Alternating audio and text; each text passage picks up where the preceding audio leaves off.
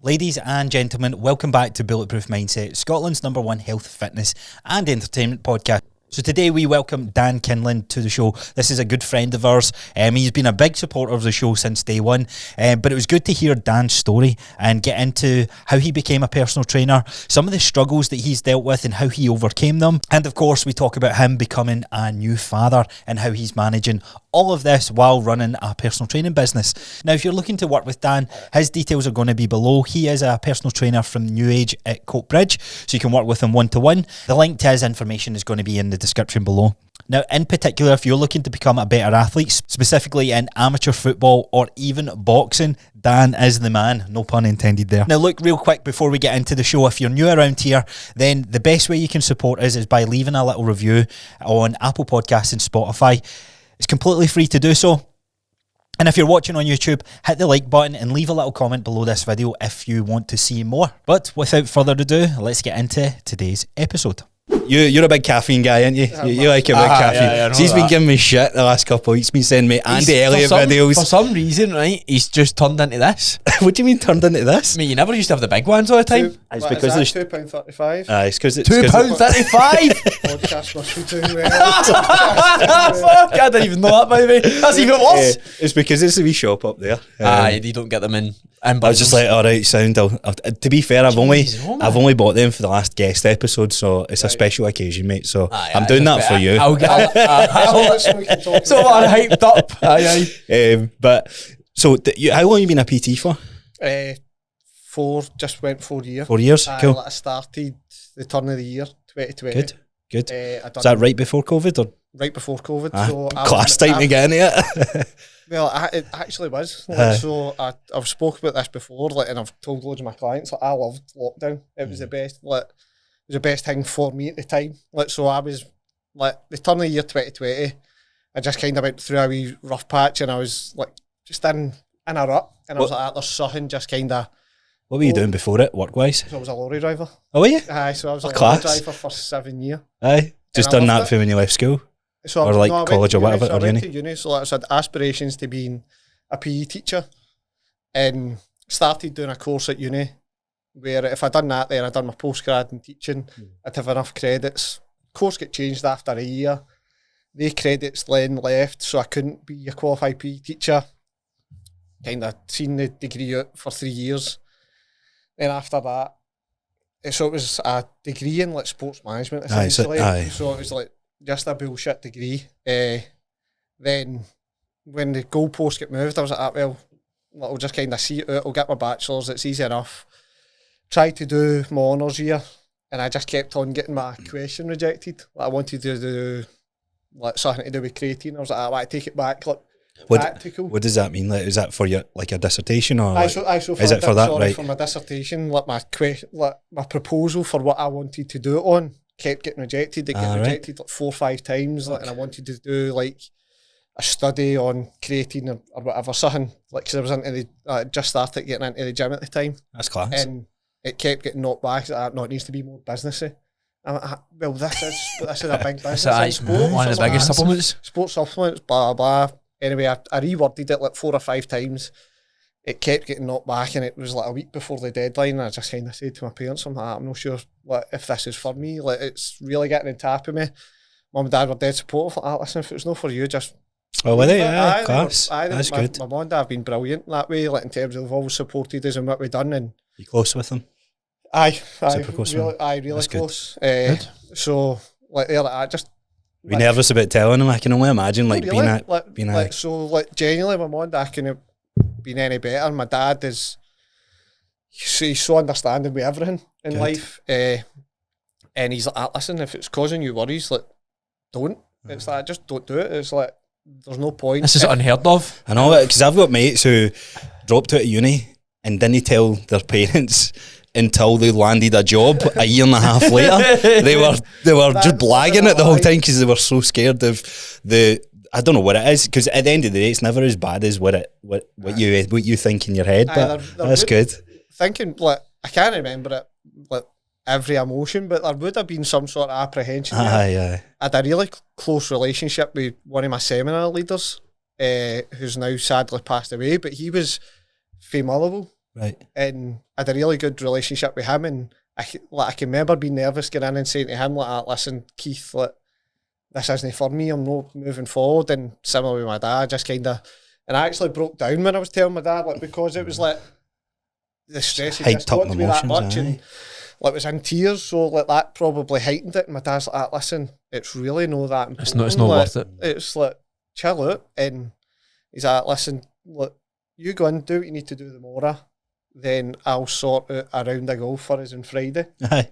So we done, like, went in, dropped it to Uri on the Thursday, then went down to Trump Turnberry and played golf on the Friday. Class, so class. It's a good course as well. Oh, it was amazing. So then what happened was I had been working part-time with my dad, just as like a driver's mate. Right. Like the full time I was in uni, because it was better than a part-time job. I would go and work once a week, and I would make more money if I worked in a supermarket. Like, if I worked in a supermarket, and I was working condensed to one day. So for then, I started working part-time with my dad. That quickly, like, so my dad ran the lorry company. So then that quickly turned into full-time. Brilliant. And I was always of the mindset, I was like, I've got a degree. I'm like, this is just a wee stopgap. I've got a degree, I've got a job somewhere. And then you get the cash and you're like, and comfortability kicks in. I can remember getting my first full-time wage, 300 oh no, quid. I don't think anything will ever beat that. I don't think, I honestly think you could win well, maybe not quite win the lottery, but you could get double what you're on just now, and it'll never feel as good as getting your very first wage. You're like, this is amazing, man. When you're back in, it's so fucking good. £220 was my first wage. What was yours? I honestly can't remember, but it was like remember having $300 as well. I had £10 notes. I was like, oh. Well, I worked, like, my first job was in Morrison's. Like, so I've only had a couple of jobs. Worked in Morrison's, like, when I was in high school, and I can remember my monthly wage was between 180 and 200. It's mad for the hours that you're putting in, man. Then if it was at Christmas, it would be 250. So then when I went into working full time and I get my first full wage in, it was like it was 300 or 350. I'm like, by the way, I am flush. I am flush. And the one thing, like when you say, like you when you think back to when you first get a job and how rich you felt, man. Like we went a night out, or like three of my mates, were full-time footballers, but they were only apprentices, so they were on maybe like £150 a week. We went out to Sugar Cube, and they all chipped in and got a bottle of Jack Daniels. So I'm like, I don't drink Jack Daniels. And I'm not going to sit here like a scuddy, just get up and get him single vodkas. And I was like, do you know what? Get £600 in my bank account. I'm like, Big Dan's got this. I'm like, I'll get a bottle of vodka. And I can remember the lassie went, how many glasses you want? I was like, one. And that's probably the most I've ever felt like a baller. The first and last time. Do you know what's mad about that? Because you probably I see, being older, I see people like buying bottles and tables, and I always think, man, they must be fucking minted to spend that much money on that. But it's like you said, it's probably no concept of money. It's just like, aye, what's 150 quid for a bottle of vodka? Working back, I would have been, 18, 19, so working back, like, no, it wouldn't have been as early as that. It would have been about 10 years ago. Right. So I can remember a bottle of vodka and Sugar Cube was 90 quid. Is that what it was? Aye, so it's got to be inflation, man. Aye, inflation's back then, it was like 90 quid was still a lot of money. So Sugar Cube, what a club, man. That's a throwback. I was in there a couple of times, but I've not been in. No. I know what it is. It used to be the place to go. Like if you were, like, I'd say I probably fall into the Spice Boy category, or close to that. I wasn't like an out and out Spice Boy, but I wasn't quite a mosher, I wasn't a goth. That's where you gravitated towards. I was maybe a wee bit nerdy in the beginning years of high school, then kind of peaked, came a wee bit more popular. Good. So for then, like, so I got into that job as a lorry driver and stayed in that job for 7 years. Was it long distances you were doing, or was it? No, it was just Scotland based. So that's all right. My dad ran and he still does, runs like the Scottish side of an English business. Right. So it was basically just to fully Scotland. So it was a brilliant job. Really enjoyed it. Like, and always, eventually my mindset switched, and it was like, do you know what? This is a solid job, makes good money, got good hours. Nice. I know the boss. I know the boss well. You're in the good bits. And, like, I was good at the job as well. So I then switched my mindset, and I was just like, do you know what? This is a good job, it's a good career. I'll do this for as long as it gives me happiness and satisfaction. Like, it doesn't need to be like my dream job, but like if it gives me like a good lifestyle, it's giving you a good Gone on a good few holidays and all that. It was just Scotland based, and it was brilliant. And seen so many places. Like I've been up to Orkney and everything working. Then just like seen all up the west and all up the east, and we got to go everywhere. So good. For that side, it was brilliant. Funny you say that. The boy who bought most of the gym equipment I had was from Orkney. He's like, "There's nothing here. I need gym equipment." It's a strange place. Is it? But so Orkney was the week we went up. It was me and my brother went up, and Orkney was our base. But then we went off to the islands that were off of Orkney, right? And the places were just bizarre. Like, as in, there was like a couple of the islands. There was a population, like 90, and it just. Were they a day? Weird. I don't know. See, how long were you there for? I think it sounds class. No, I think it sounds terrible, mate. I love that's my worst. That's my worst nightmare. The places were stunning. There was a place called Stronsey, and I had took a kettlebell up with me because I'm like, I'm going to be up there for a week. That there would have been a gym, but I wasn't joining it, and I just took a kettlebell with me, and in the Isle of Stronsey, so it's like one boat on, one boat off, and we were doing just delivering printers to fire stations, and there's a fire station every single place in Scotland because there needs to be. Right. So we were delivering a printer. It's a 2-minute job. So we would go onto the island in the morning, do the job, and that was us loused. And we get really good weather, and I was doing workouts in the beach in Stronsey, and it was amazing. The places were stunning, but like, this is Scotland. There is absolutely nothing there. Like there is some islands there isn't a shop. So you need to go off island to go to a shop, then to go back. It's mad, isn't it? What the fuck? I'm starving. I need to get a boat. Right, I'll be home in 7 hours. You know, I'm moaning about going round the corner for a can of juice. I know, 2.30, they'll pay a fortune. So for that side, it was really good, and always kind of maintained that mindset of this is fucking good. It's good. Like, I like you guys I'm working with. I like the environment, and just kind of. Something started to get on top of me, and like I was always in a rush. Like working in transport or logistics, it's like you're always kind of at the mercy of traffic. And I would try and like kind of plan relationships around about it and try and get to the gym. And so then in the morning it would be like I'd plan my day frivolously. If I get this job done and that job done, I'll get finished for 4. Then I can get to the gym. Then I'll be able to go and see my partner at the time, and one thing would kind of go wrong, and then you'd be like, then you become stressed, and then it like that ultimately just kind of got on top. You're just figuring out life. I need to kind of change something. What so what does fitness look like for you? So I'm assuming wanting to be a PE teacher, like you were always really good at sports and really enjoyed playing sports. What was that like? Kind of as you were sort of figuring out, was it more performance based, or was it aesthetics and try to look good, or was it a bit in between? No, it was probably more aesthetics. Right. Like it always came off like just a traditional bodybuilding style. Aye. And get jacked and tanned as jacked and tanned. So I'd always kind of trained like in a bodybuilding style, and over the years I'd started to incorporate more sports performance stuff in, but inadvertently. And when I look back, I never really knew anything. And I was doing things that were the right things to do, but I didn't know why I was doing it. No context behind them. This is the right thing to do, and I'll do it. And I actually don't think that's a bad way to learn, because it's still a lot of my knowledge. I don't know the full science behind it, but it's the right thing to do, and I know it's got the right outcomes. So I would just kind of train locally, and when I was first going to change job, I was like, I just need something different. I want to be a firefighter. I still wouldn't mind getting into the fire service. And I was like, I'll apply for the police, or I'll apply for prison service, and I'll apply for the fire service. And I spoke to my big brother, and he's like, you really think applying for the prison service and the police force are the right idea when you're maybe struggling a bit mentally and you're trying to kind of get in a better mind frame? I was like, well, why not? It's a good career, mate. You're automatically getting into a career where people don't like you. I was like, maybe you've got a point there, right? I'll go fire service. That application broke down, and then I was like, I'll be a PT, and my knowledge is good. I've been training for the best part of 10 years. It'll be quite a simple transition just done the course while I was still driving lorries. And you know yourself, the course, like if you have been training, you have training experience, of course they're really that hard.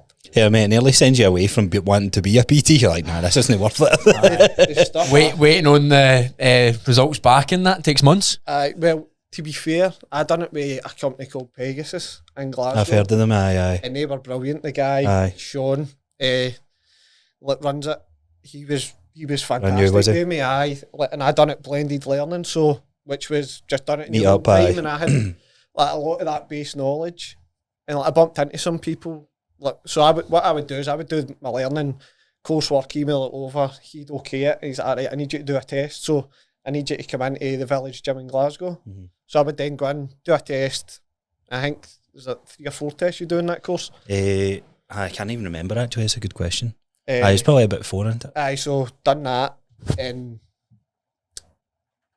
like I would bump into some students when we were in there. I can remember speaking to a woman. She's like, "Oh, I've seen you 3 or 4 times now." I was like, "I'm just kind of doing it blended," and I come in and do my test. It's really hard, isn't it?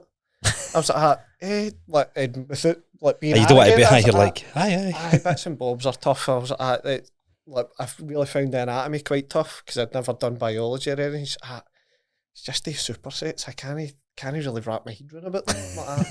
That is just so basic. Like I've been doing them since I was 14. Yeah, you're fucked. And it's one of the ones, see, because you've been doing it for years. Just second nature. You know what supersets are, trisets are, and all the rest of it. Whereas someone who's never really had that training background, like they can't get to grips with it, and you just go. What age are you at this point?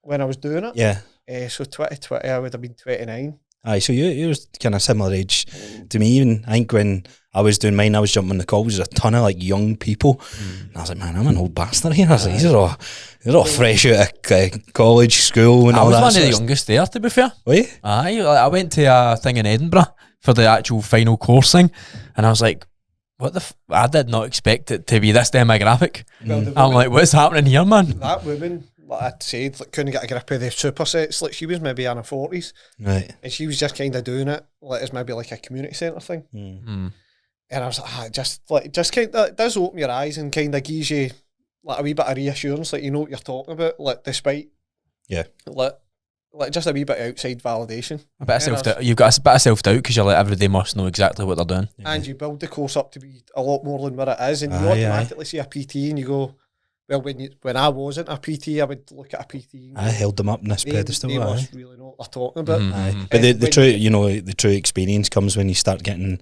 people in front of you, and you get into the industry and you realise there's a lot of charlatans. So it's like a pure mixed bag. But you're right. Like when you're training and you're doing your thing, I think there is a bit of reassurance because you're like, it's always good if you're working out and got a couple of years under your belt. Definitely. That almost sets you up to become the on those little milestones, that little stepping stone of being a good PT. Like a brilliant foundation. So see, when you passed, was it just hand my notice in, let's go for this, or was Fuck it? You, Da. I'm off. Enjoy your company. Good luck with that. We'll be in for dinner. No, so what it was is I knew the manager, or I played with a guy who I knew was a PT at New Age, and I messaged them. I was like, do you mind if I come over for some advice? Like, I'm looking at becoming a PT. And this was in January. Before I'd committed to the PT course, I went over and spoke to him. And he's like, well, if you use Pegasus, he's like, that's a qualification we hold in high regard. So if you do it with them, I'll speak to Stephen, who owns the gyms. And he's like, and I'm sure I'd be able to sort a position for you here. I was like, so right off the bat, like I had the motivation of, if I can get my qualification, I've got a job. So I done that. I think it took me like 6 weeks. Like my mum and dad were obviously fully aware of it because I went and spoke to them. Like I spoke to my dad and I was like, I'm going to pursue a different career. Don't know where the end point is, but just to let you know, going to do it. So that was in the January. Ended up completing it at the beginning of March, and then organised a start date with New Age and like kind of a finish date with my dad. So I handed my notice in, worked my week's notice, finished on the Friday, and like kind of had all the emotional like let's discharge. Like goodbyes and all that sort of stuff. Get everything done, and it's like, right, see you in a week. All that banter. Kind of had came to terms with the fact that I was no longer be working with my dad. I'm going to be self-employed. And like another thing that I never mentioned was it was a big decision for me because I had the money there, like to get a mortgage, and it's like, do I continue on the career I'm on, or do I commit to getting a house and then that's the way it is? Because if I commit to that house, I can't really take that big a risk of I'm going to change career and or the decision becomes a lot harder. So I'd made the decision that I was going to change my career and kind of deal with the consequences, because you've got to be a self-employed PT. You're going to need to eat into the savings. There's got to be 6 months where it isn't got to be you're going to have a full diary. So I was like, right, 6 months, work my balls off and just use as much of the savings that I need and until I've got a full diary or an income. And what happened was I'd had worked my final shift on the Friday, was driving home, and that's when Boris Johnson announced the gyms were shutting. And I had clients booked in for the next morning. Oh no. So I was like, so then I was left with that the Friday night, going, I was meant to have folk in tomorrow. And it was only 3 clients, but I think I had 6 or 7 clients lined up, which was a good start in my head. And I was like, what am I going to do? I'm now self-employed, but I don't have a job. Technically, I've got no income. I was like, right, so right into the savings I go then. So 2 weeks passed, the furlough scheme got announced, and I qualified for it. All right. Because I through the old. I threw my job as a lorry driver, because I had worked right up into the middle of March, and it was if you had worked with someone until the end of January. I remember all this going back and forth. So there was loads of technicalities with it. Because people had genuinely finished up with companies and were like, I can't start. Jill was one of them. She got a job and she was supposed to be starting, and it just got disbanded because I think the company ended up shutting down because of COVID. But luckily she hadn't left at that point. But we were like, oh, imagine you had left and all that sort of stuff. So I was a bit worried, obviously. But then it's there's nothing I can really do to affect it. It's I've got loads of savings here. I live with my mum and dad. My overheads aren't a lot. But then 2 weeks later, the furlough scheme got announced. I qualified for it, so it was brilliant. And it wasn't a boss's son favour. It was I legally you're getting out. And it's not my dad's company, so he can't just willy-nilly. Just put you back on the books. So that would have been illegal. If I did get put back in the books, it would have been there's something up there. So I then get furlough all the way through. Yeah, fucking beauty, innit? See that? I love that, man. Did you get it as well? Aye, it's fucking great. Fucking one of the dafties that never go. Fucking class. It was probably the best thing that ever happened, because then that gave me 6 months to build my business. So then by the time the gyms opened in September, I think it was. You're refining everything. So I was then stress-free. Didn't need to worry about money. I was getting a wage every week, and again with no overhead. So I've went for a point where I'm going to eat into my savings for the next 6 months. Squeaky bum time. I'm making more. I'm building my savings for the next 6 months, and I'm building my business at the same time. So what I done is I had a gym in the garage at my mum and dad. So I just was training 2-3 times a day. Was going out on the bike, and I lived at the back of there's a woodland at the back of me, so I could just kind of go out there and get away, and you're not breaking any lockdown rules. So I was doing that, and I was doing I started doing online circuit classes. Good. Just for people I knew, and it just kind of gathered momentum, and it kind of got me, I wouldn't say a following, but got your name out there. So it got my name out there, and I went for, I don't know, I think I'd maybe 1,000 followers by the time I actually get into the gym, which is, for a marketing side, is massive. So then once I actually got into the gym, my diary was full within the first month. Amazing, man. So then it was that's why I always say lockdown was the best thing that ever happened, because it gave me time that I otherwise wouldn't have had, or stress-free time that I wouldn't have had to build my business. So confidence as well. Were you quite confident at the time? In terms of getting in front of the camera and stuff like that, I was doing it every day. So it built a confidence in just being able to video teaching myself and stuff like that, and kind of like I learn about circuit classes and bodyweight exercises and all the rest of it, and then brilliant. get to know people and get feedback. And like I just gives you a chance to develop a certain amount of skill. That's awesome. Yeah. I remember my first spin class. That was probably one of the most nerve-wracking things I think I've done. Aye. Front of it, and I was like, right, there'll only be 2 people, and everybody bums on seats. I was like, See, hi everyone. I only had 2, and I think that was worse. I think it'd be better if there was loads of people, because you could just take your mind off it. But there was just 2 people sat right next to each other. I'm like, So it becomes pure awkward when it's quiet. Like a poorly populated class, because it's so personable.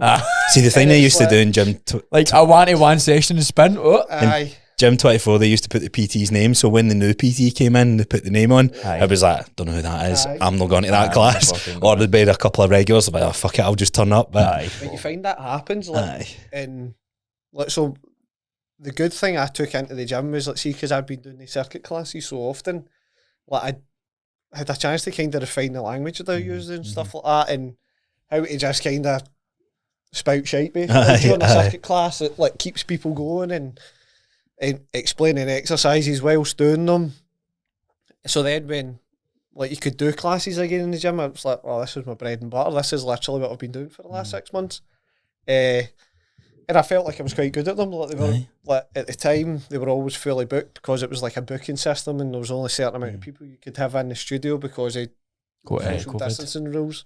So it definitely gave me like a chance to kind of build a wee bit of knowledge. We've obviously, we speak to a good number of PTs who were PTs right before COVID, and it's almost like the blessing in disguise, like either made or breaked a lot of the PTs, and made them the really ones good, that they just put it all together. And I think the ones that, I guess it is, the ones that didn't make it through that, but it probably never would have worked for them if they couldn't pivot to the online space, or pivot out with their one-to-one time and that sort of stuff. So going back a wee bit, so you said mentally that you were kind of, the mindset was changing that. How was your mental health like through that? Was that something that you struggled with, or was it, do you just mean you were losing faith in the... No, I'd struggled, like, I would say struggle would be maybe a strong word. I'd went through 2 wee bouts of like clinical depression, like where I'd went to the doctor and kind of got medicated. Well, I had the first time I never went to the doctor. I kind of went to my big brother and spoke about it, like, and like he gave me some great advice. And like the minute I spoke about it, you felt the relief. The relief came, but that had been lingering on for a while, and like it came to a head one night just at a party, and I was like, I've got everything here that I love, and you're still not feeling good. I would rather be anywhere else. You feel lonely. And I can remember it was my wee brother's 21st, and like I left just to go home. Like I had a flat at the time. I was like, just no, like something's not not right. Great. Like, I'm just a bit flat. I'm just got to go home, and went home, and I just kind of sat like in a dark room with the telly on, just kind of switched off. It was like at the time when Conor McGregor was at his peak, so one of his press conferences were on, and I'd usually be like hyped up and into it, and like it was massive on the McGregor saying, and I was just kind of sitting there like watching it, just flat behind the eyes, and like thinking about nothing, feeling nothing. I was like, I just turned it off and went to bed. And then it was actually the next day, went to football. Like me and my brother played in the same team at the time, played, come home, was getting ready for a night out, and kind of took over with that nothingness again. And I was like, went into my big brother and kind of explained how I was feeling, and like broke down. And he like put an arm around me, kind of gave me great advice, and for then it lifted, and I built on it. It went away for a few years, then it kind of come back with, I want to say a vengeance, but it come back maybe a wee bit stronger. And I'm a more of an adult. I was in more responsibilities. I was in a relationship at the time, and it was really having an effect on that, and it was having an effect on like my work life, and like I then never trained for like 3 weeks, and it just intensified. And I still to this day attribute a lot of the issues that I had with my mood was purely because I wasn't getting to the gym. I wasn't getting that outlet. I wasn't feeling myself, and like never had that confidence. Yeah. And it was actually came to a head in the day before Christmas Eve, and again just kind of broke down to a couple of people. And my mum's like, you need to go see a doctor. So I went to see the doctor on Christmas Eve, get put on an antidepressant called sertraline, and but again, it was like, for that moment, as soon as I kind of fessed up to it and like spoke to a doctor, spoke to my parents, you left like, feeling better. Like the feeling totally lifted, like, wow. and I was like, I feel good. And then like my mum was obviously concerned about me, and she would speak to me every day, and I was like, honestly, I feel good. Like, I feel like I don't need to go on these pills anymore. Because I hadn't, like, it wasn't like I went to the doctor and said, right, here, there's tablets. It's like, right, we'll assess you, go away for 2 weeks, come back after the new year, we'll assess you again, and then we'll come up with like a... Oh, was it? Right, so it was a plan of action. So I went to my GP, spoke to him. He's like, what we'll do is we'll set up another appointment in a week or 2 weeks' time. See how you feel then. And we'll see how you feel, see what's changed in your life and stuff like that. They tell you to do anything? Was there any advice or anything like that? No, that I can remember. I'd be lying if I said they gave me any concrete advice. I think he just had a conversation about being open and that barrier of telling someone. And like he asked me about my personal life, relationships and stuff like that. And like the only thing you can be like when you're like confessing or like speaking about something like that is being 100% honest with it. Because if you're not, then what's the point? The treatment you receive back has got to be shite, because it isn't accurate to what your situation is.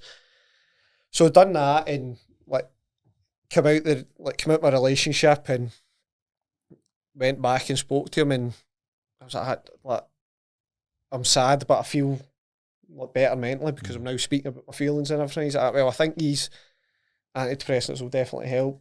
Went on them, but again, was it a breakup you were going through that you think enhanced this, or do you think it was just no? I think a mixture of everything. I think it's hard to say, like because it's like whether they fed into each other or one was the cause. Like I don't know. I think it would it just wasn't an ideal scenario to be honest, and it needed to happen.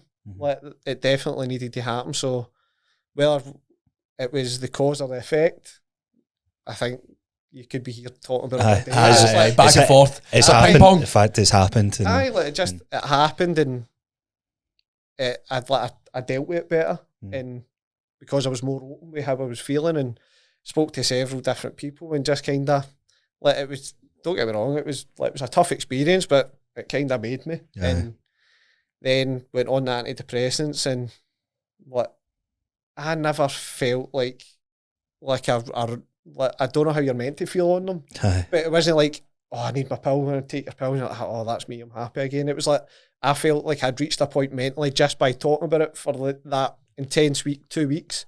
I felt so much better, but I knew it was the right thing to do, to just kind of give it the full course and take every action on it. So of course.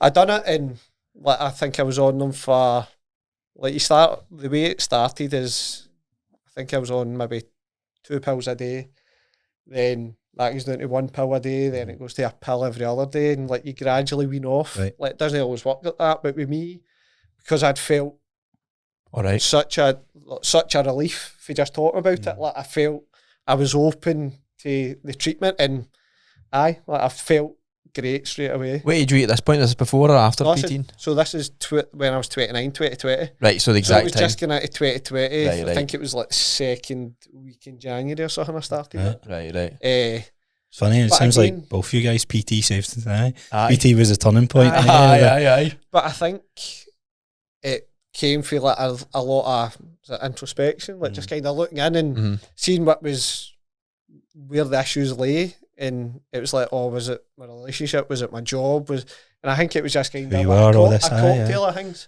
And kind of standing up and just going, this isn't what I want to do. I'm not the person I want to be, and then making the changes. I think everything kind of fed into it rather than it being, oh, the job made me. I think it was just more just looking in for a bit and just seeing, I've got a lot of... Who do you want to be, and are you happy? I've got a lot of behaviours I need to fix, and right across all my life, all my relationships and working. I wasn't a bad guy by any stretch of the imagination. It was just there was a couple of wee issues. Could be better. Could be better. So, and becoming a PT, I felt making that decision, it wasn't like, oh, that will make me a good person. It was I was making a positive decision. I was taking action, And I felt really good off the back of it, and like, it's just went from strength to strength. And that's amazing. But it's like a great experience. Like, it sounds daft, but going through struggles like that, I've found to have helped. Like, you hear it time and time again, don't you? And I can imagine someone who's in the darkness and the shit show of whatever's going on in their life, them hearing that, it's like, aye, but it fucking sucks now. So what would your advice be to those people kind of going through it? So I would firstly, I would say, like, I wasn't like really in the depths of it. I was struggling. Like, I was, and it was like everybody's form of darkness is different, and I was just kind of like struggling with my mood and keep my mood consistent and self-confidence and like knowing where I stood. And I've really held the gym in high regard, and like I'd came away from that, and like I previously said, like, makes it worse. I attribute a lot to my struggle to like just kind of letting the gym go by the wayside, because that is what was my crux. It made me feel good, and it gave me the confidence, because I was a skinny wee guy, never had any confidence. Started doing a couple of bicep curls, and I actually feel quite good about myself, and like feel like I've got a lot to offer. Like, I wasn't massively insecure when I never went to the gym, but when I went to the gym, it gave me this. You carry yourself, and you carry yourself a wee bit better. Comes with swag. T-shirts on the hanging after you, all the rest of it. Like, because before I started the gym, I was a skeleton with a skin graft. It was like incredibly fun, and I've just kind of built for that.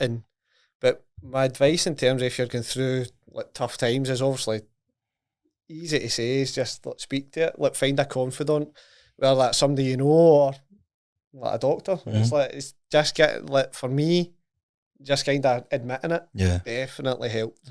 Had you ever really spoke about anything like that before that time?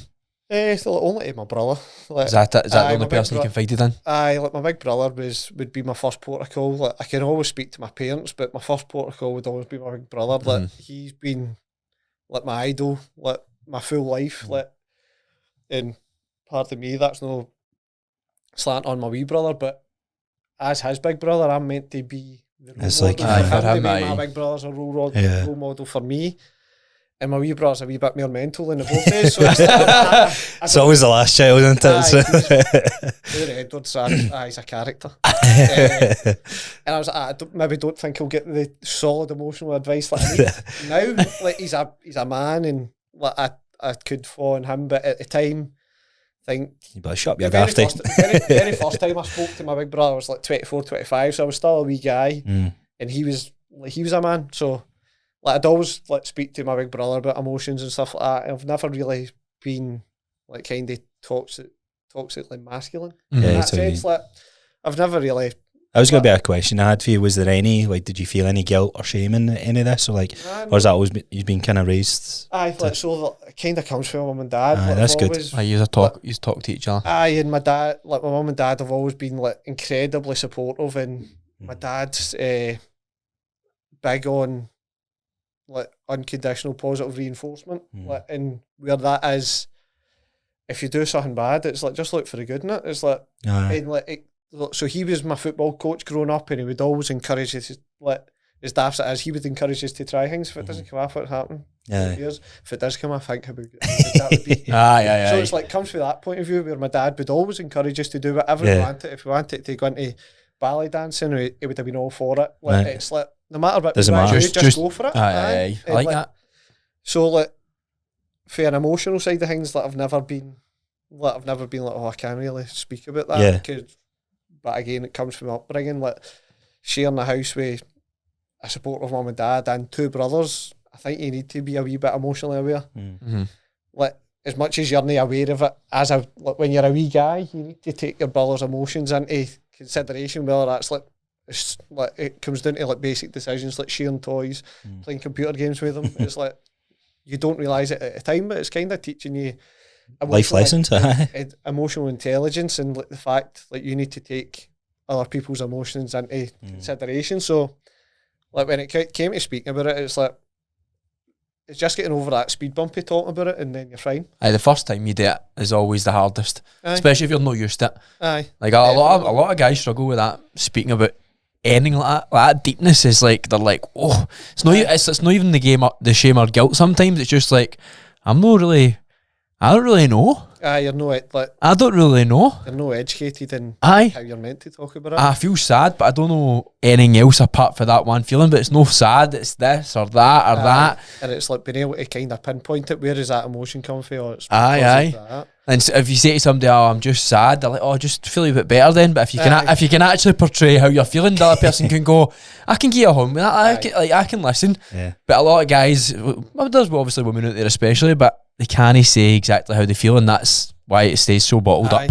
And the key thing there, like you're saying, is having someone that you can open up with. I think that's the thing that catches most guys out. Aye. I think especially the older you get, because your friend circle dwindles, and you don't have that like you're lucky you got brothers and stuff like that, and stuff like that as well. But I haven't mentioned my pals, but again, like I've got a solid group of 4 mates who we've been pals since we were 16, and Still pals this day. I opened up to them as well, so it's like they played a massive role in it as and I know how lucky I'm and we're we're all very like-minded. We come from similar kind of family networks, and we've got similar beliefs and lead similar lifestyles. We're all fit, so it's like speaking to them and having a circle where these are all kind of different versions of the same person. But you get each other. Definitely helps. Aye, like same sense of humour and everything like that, and like emotional intelligence. And there's no real kind of lad culture amongst us in terms of we've never been like big drinkers. Like we'll go on a night out and that. But my 4 best mates, going through our teenage years, the 4 of them were full-time footballers. So it's like we've always kind of led that. There's emphasis on performance and sport and that. I'm just a wee scuddy that isn't a full-time footballer. You leeching? I'm like, They're my best pals, man. To be fair. So you become a PT. What's the 4 years been like for you then? What would you say? I actually couldn't believe it'd been 4 years until I was looking at my Instagram memories the other day. And it came up, and it was like it was me announcing that I was a PT. And I was like, that's mad. 4 years, it's flew in, to be fair. But when I think back, so I was also on I met my partner Dana in the gym as well. So it's been the best thing I've ever done. Partner, I've now got you're a dad now. I've got a daughter, so it's been. I think it's meant to happen. Very easily to say it's been the best decision in my life. It's just win after win after win. And it's just kept on getting better. So when what I was going to say is we're going through my Instagram the other day and I was looking for something, like a photo of me when I was thin. And I'm sure I've posted a photo of that. Went way back to the start and I was looking at the first video I posted. I'm like, that's absolute killer. Oh man. Do you know, I was doing Movember when I had the moustache in my first. I'm like, why have I fucking posted that? Right, guys, I'm in the power PT, and I'm like, fuck me, get that off my feed. And it was, like looking at the way I was performing exercises, I'm like, I just operate so differently. Yeah. And anytime I post content, I'm like, it's so different, and that's it comes down to such a stupid thing, but it's like. It's landscape. I've posted a portrait video, so it's like a two. It's like a pure dad. It's like a pure dad kind of filming. You can't see my feet, and you can't see my head. I'm like, that is embarrassing. I'm like, I might delete that, but nah. That's what makes it. Keep it forever. It's always good to look back, and I think that's when you realise, like, you get these wee moments of, well, hell, that's been 4 years, and then you start realising, wow, there's been a lot going on in the last 4 years. We say it often in the podcast. We meeting you don't think about it, and then you go, fuck, that was only 2 or 3 years ago. We met. You're like, fuck, I've done so much in that amount. You're like, fucking hell. So it's like so much can happen in that short space of time. And I've kind of alluded to it, but when I think back to some of the stuff, some of the training, some of the content, everything, like when I first became a PT, I'm like, you knew nothing. You get so much fucking better, man. And it's just for just experience, like for dealing with different demographics and speaking to people, and obviously you use your own, well, speaking for myself, I use my own training as the base of your bias. Most people's programs, because I'm like, I know this what works. has worked through the years, and it I'm a walking advert for the fact that I think it does work. So then you work with somebody, it's like, that actually doesn't work with them. I need to find another way to do it. And then you go to somebody else and like, oh well, the way I was doing it with them doesn't work with them. So you just learn. What a head fuck that is at the start as well. Like, what? Just squat. Bum lower. You can't. What do you mean you can't? But even like my own training is like looks so different now as to what it did look like. And like we spoke like just before we come on in terms of like I've had a couple of injuries. It's gave me like learning opportunities and how things work and how you can maybe look at a client and go, well, that's not really working for you. There might be another issue there. Try this, try that. Oh, that makes that feel better. Then so everything kind of feeds into each other, and you learn how to kind of work with different demographics, different people, and how there is just kind of the classic. There's no one size fits all, when everything needs to be personal. Personal training. Quicker you realise that, the better. So, what's your thoughts on the whole? I think through COVID, you've seen a lot of people who liked the idea of the gym, liked working out, and was like, oh, you can make a killing being an online coach, and you've seen a lot of them pivot, but then you've also seen a lot of them come away for this as well. What's your thought of in-person vs online? I think it's two different jobs. Like as in, I don't even think they're similar. Well, they're obviously similar in the fact like you're coaching, but in terms of, I've found like personal training, like one-on-one will work for a certain type of person, and online will work for a certain type of person. It's like, and they two people look different. I think. I tried doing a wee bit of online when I first started. Obviously, like, trying to get in that market. Go with the times of it. It's like, well, the gyms are not open, so we need to try and do something. And then when the gyms first opened, I still tried to kind of do it, and I found like I just wasn't equipped to do it. I wasn't knowledgeable enough. I never had the right systems in place to do it, and I quickly came away from it. I'm like, there's no point offering that because it's I'm shite at. I am shite at it. It's stressing you out more. And I don't enjoy it because it's like a desk job. And but again, it felt like a desk job because I wasn't good at it, and I never had the systems in place, and it was just half-arsed. And I think with online coaching, like I'm in a better position with it now. Like I don't actively pursue online clients. Offer it, but I'll offer it to clients who are kind of going away. They go through their phases.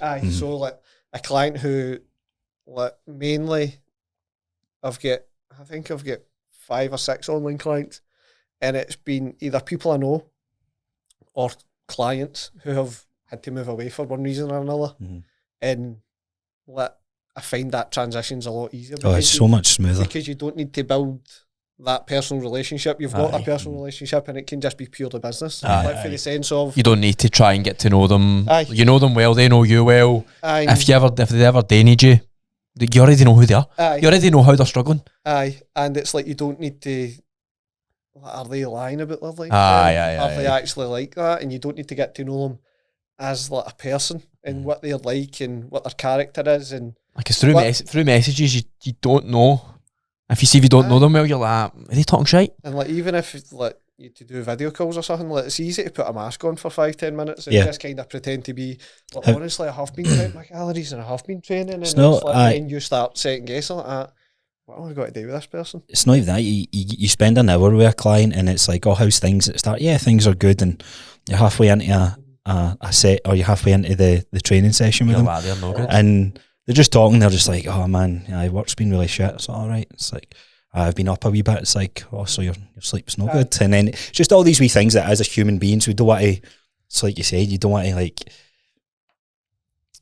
It's not that you're like, for example, like you with the depression side of things. It's not as if it was like extremely bad, or there's people who've got it way worse than what you'd had it. But you feel like you don't want to bring that into the session or whatever. You're not going to get that through online. Like, they don't automatically look at things as problems. They don't see it as a problem. How you doing? Like, I'm doing really I'm good. Aye. Blah blah blah. Like you said, I slept like shit last night, or done this, or I've done that, and it's like, well, you're not as good as you say. That kind of contributes to when I say how's your week been. Well, it hasn't been as good as you said it was initially. Yeah, but that's where you can get better at your job as well. So there's definitely in PTing or whatever you want to call it, there's definitely like a downplay of get off the gym floor as fast as you can. Aye. Where are you with that?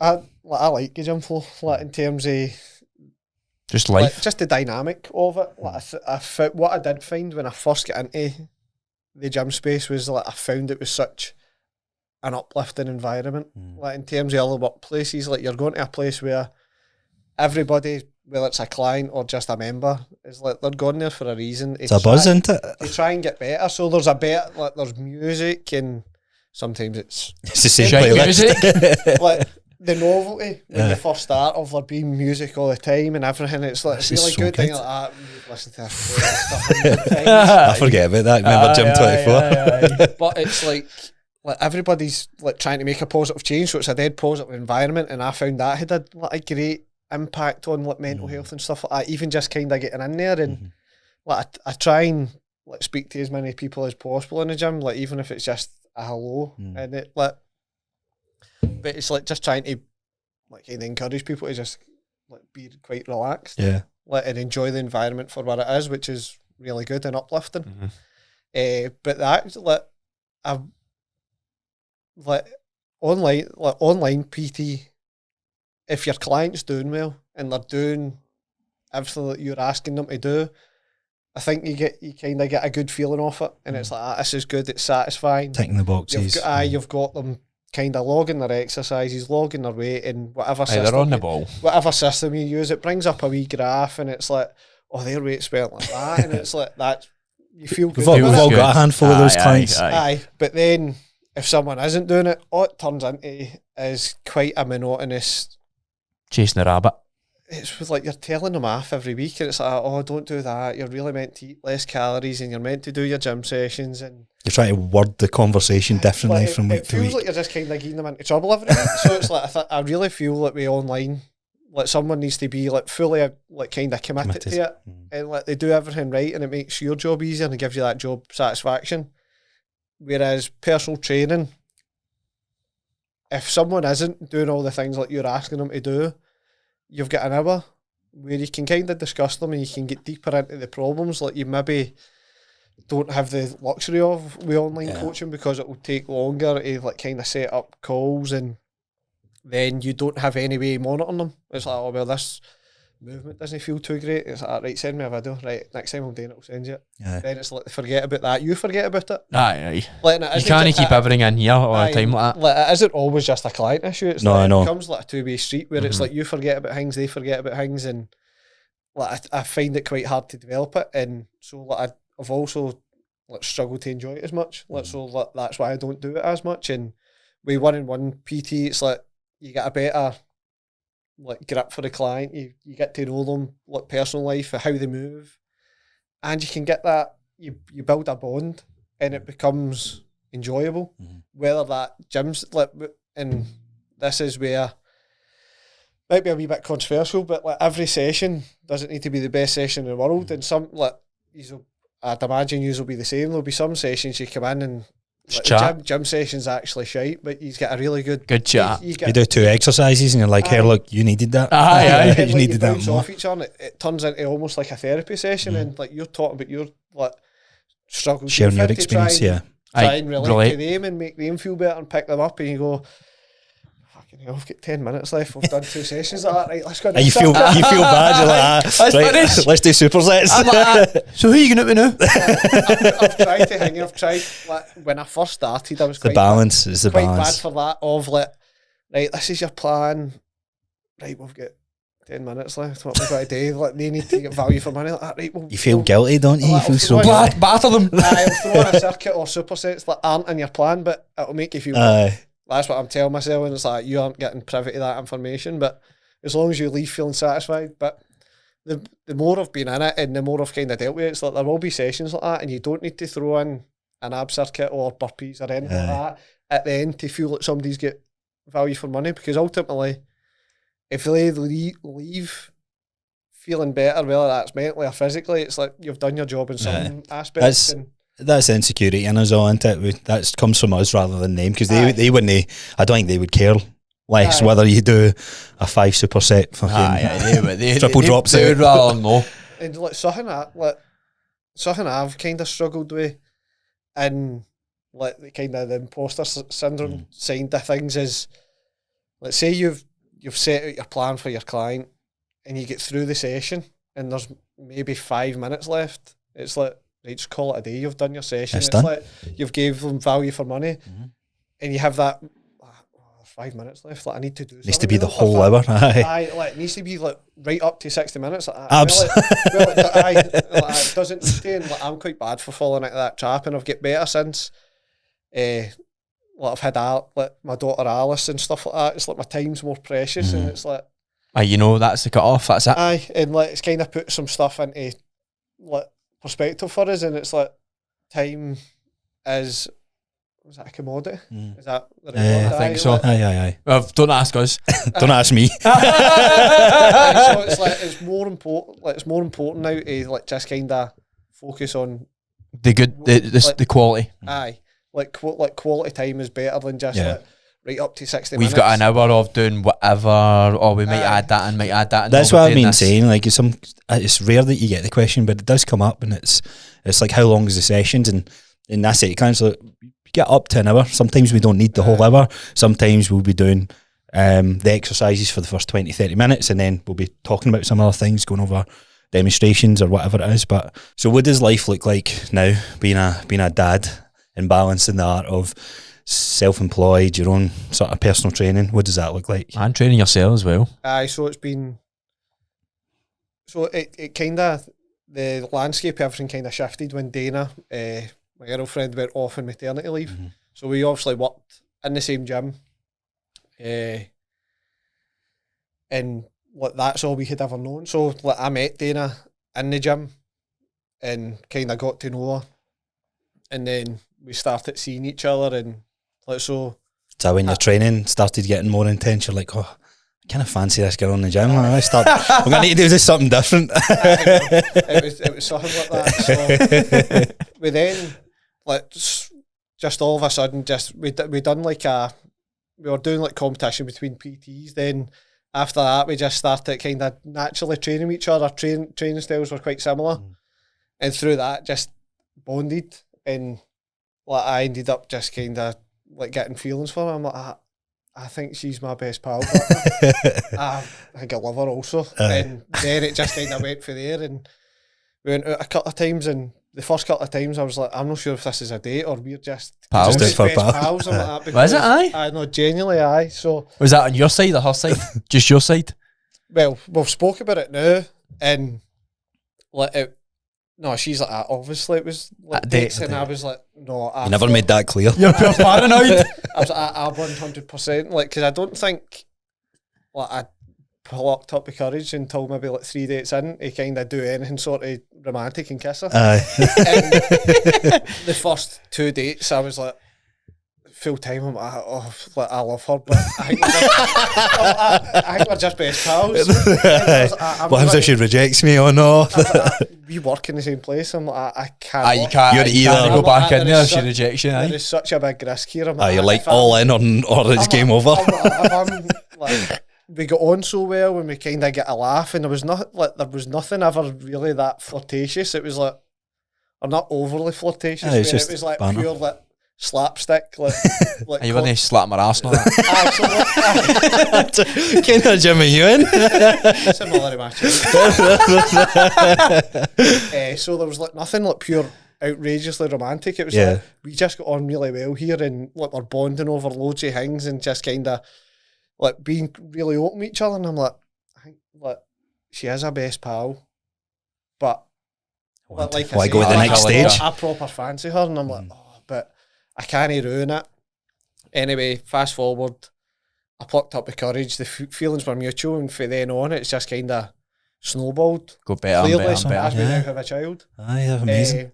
But because we were like, that's all we had ever known, we ended up just kind of sitting down one day and just like going through our diary and making our work hours the same, just because it made everything easier. It's like, if we could work the same hours and take our breaks at the same time. Got a proper relationship. Aye, like, so when you're on the gym floor, like 2 PTs on the gym floor, that isn't spending time with each other. No. And it's like you're working in the same place, but you're like chips in the night just passing. Aye, Like, and it'll maybe be a hi there or a hello there.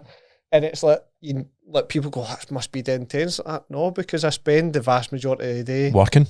working. And like, you're in a session with your client, no? So it started off with like plan our full diaries around each other and break at the same time, finish at the same time. So that had been the case for like 2-3 years. So then Dana fell pregnant and went on maternity leave, and I'm like, working 6-7 is no longer feasible. I'm like, because then like I play football twice, like I train at football 2 times a week, so then that 6-7 turns into a 6-10, and it's like then I'm getting no quality time, and we're obviously living together when Dana goes off on maternity leave, so I'm like, I'm not really willing for there to be 2-3 days of the week where I don't get to spend any time with her. Like having went for such an intense relationship where we would see each other in the morning at breakfast, we'd see each other on a lunch break and train together, then we would finish at the same time and drive home in the same car, spend the rest of the night each other, to then go the other way. I was like, nah, something needs to change.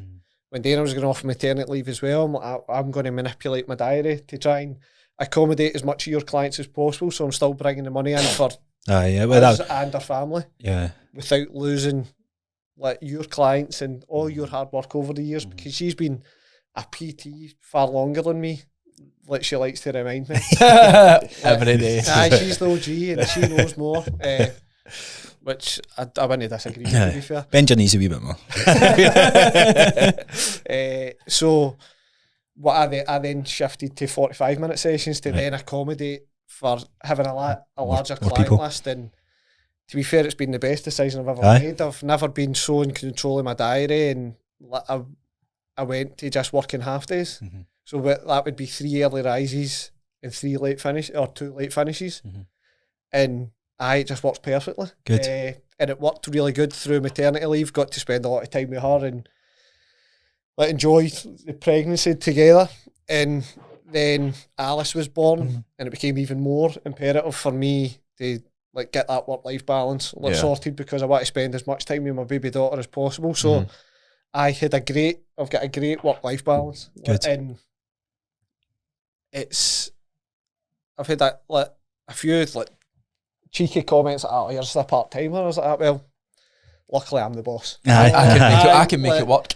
At Dan Kinland personal training, I am the number one. You can do whatever you want. So like work-life balance has been great. I had my 2 weeks paternity leave. It was amazing. Then following up on that, getting back in and just having the half days, it makes such a difference. Yeah. Like, no doing the 6-7s anymore that I'd done for the past 3 years. So I get plenty of time to spend with the family, and Dana started back work now. So again, we just kind of sat down and made our diaries work in conjunction with each other. So when she's working, I work, and Dana's mum looks after Alice, and we're so fortunate that her mum can do that for us. So we get to spend plenty of time together. Good. So I take it, like, I would imagine this would be the case just from you saying how close you were to your mum and dad and your brothers, but family's a big thing for you, and not being scarce as a dad then. Definitely.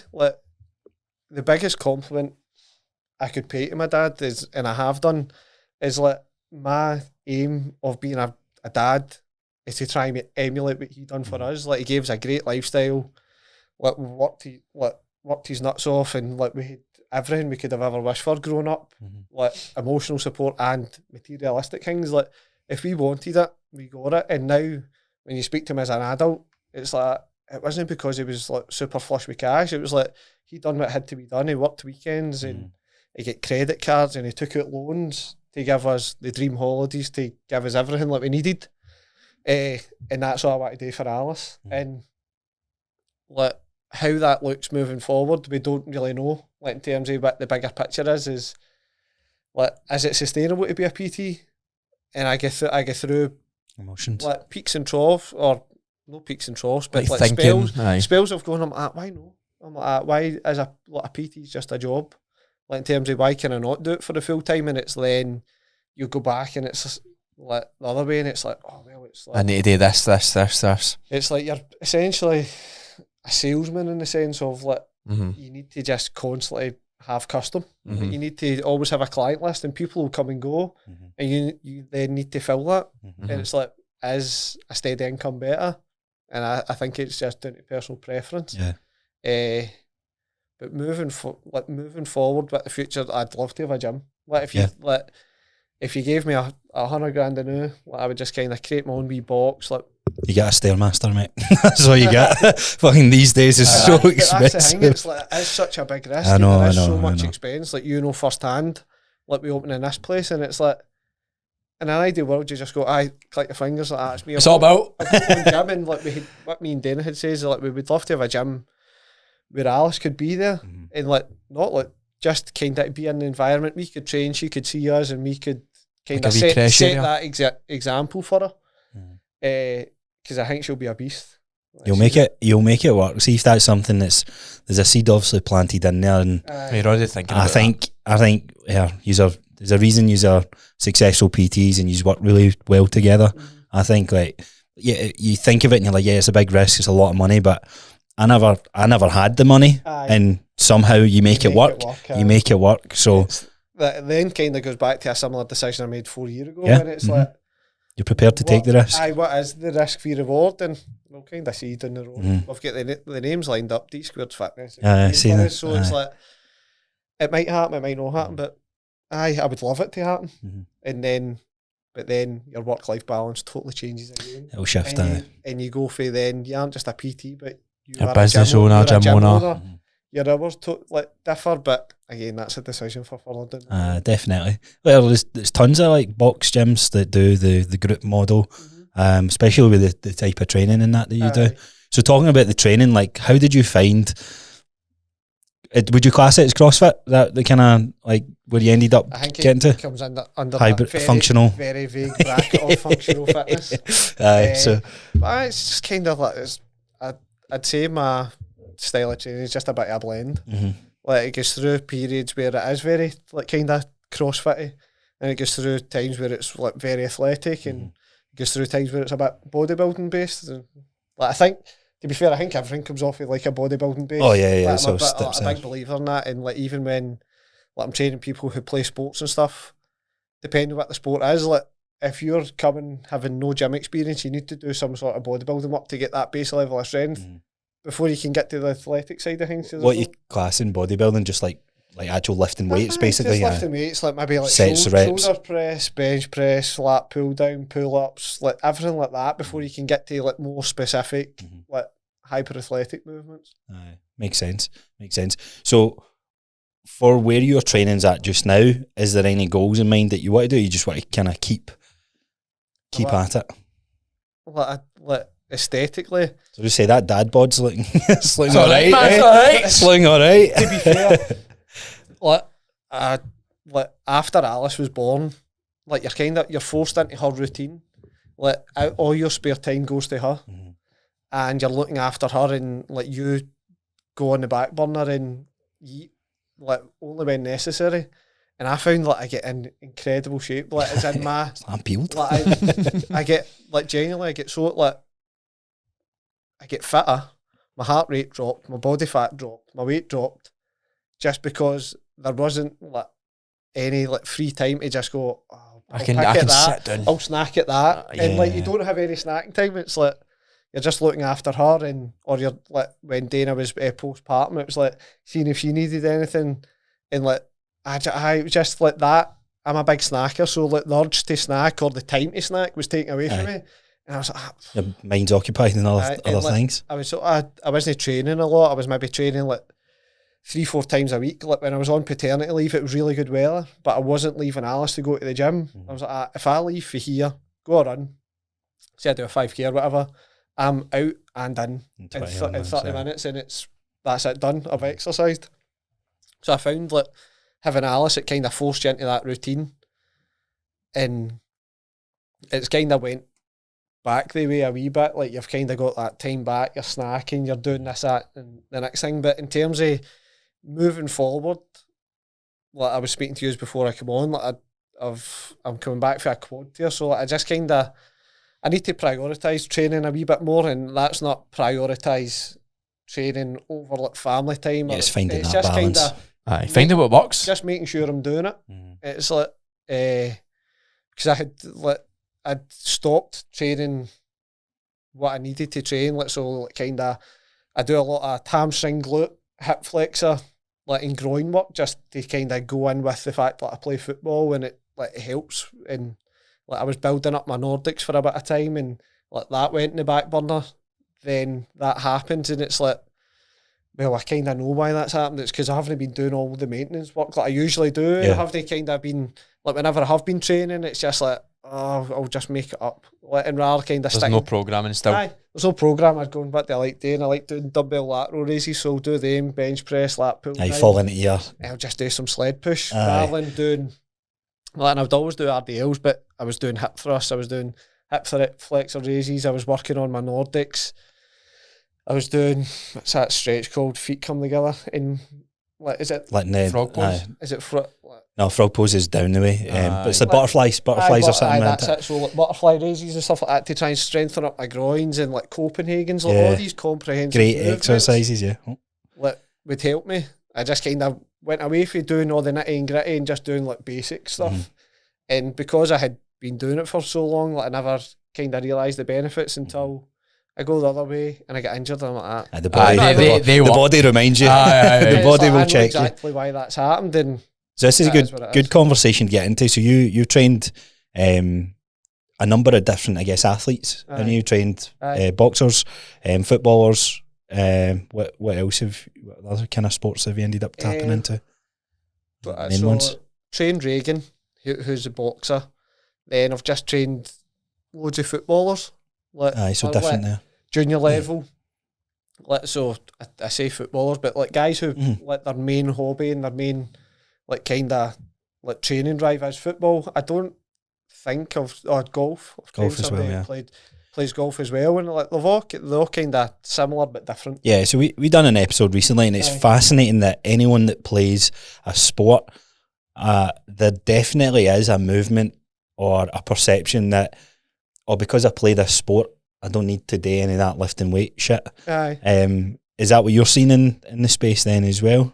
Aye and no. Like depend. Like usually, if I'll say an athlete comes to you, they know the benefits that could come from it, and there will always be noise about it of like, what are you doing that for? It's fucking just run. That's just bodybuilding. Like, just do the work, just play your sport, like none of that gym shite.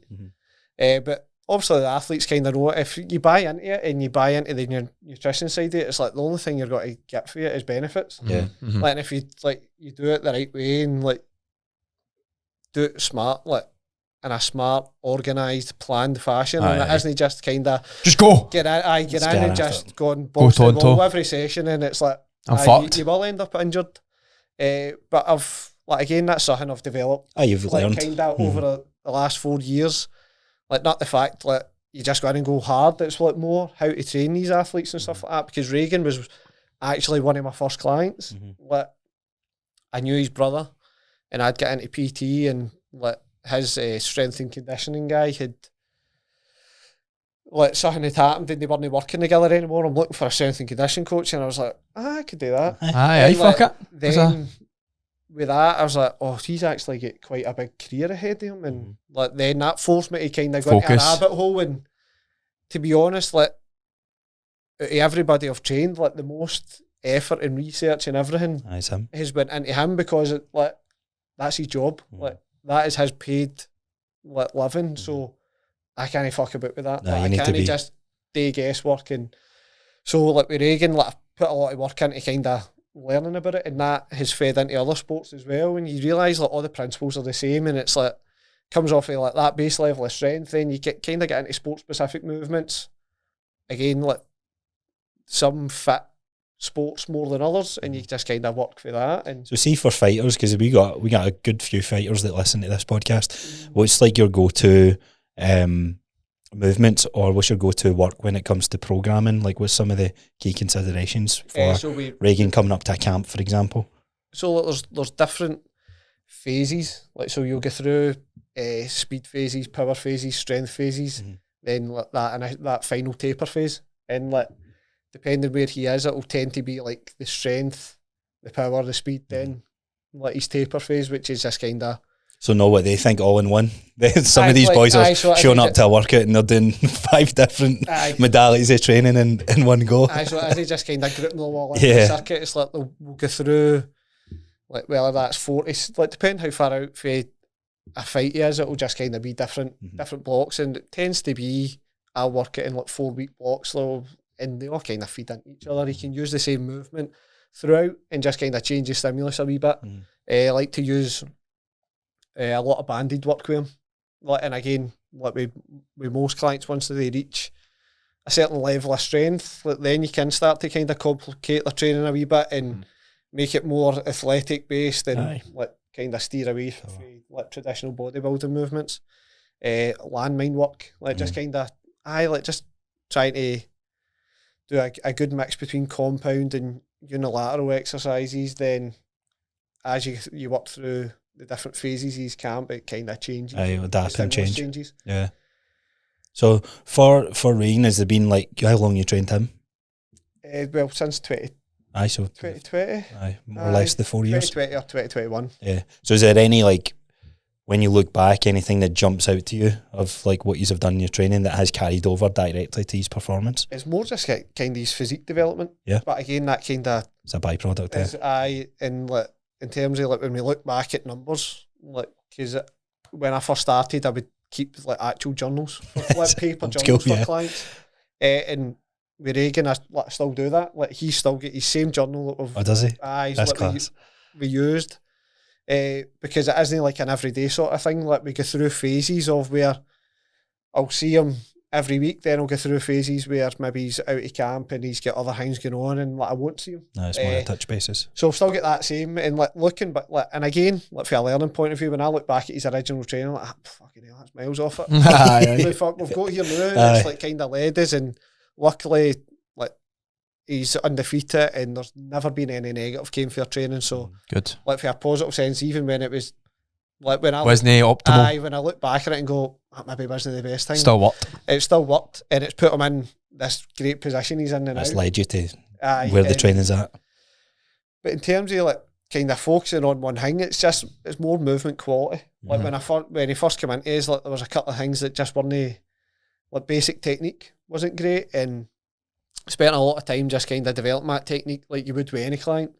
And now it's like less of a PT session where it's like, right, what I need you to do is this and that. It's more like, right, this is exercise we're doing today. We've done it loads of times before.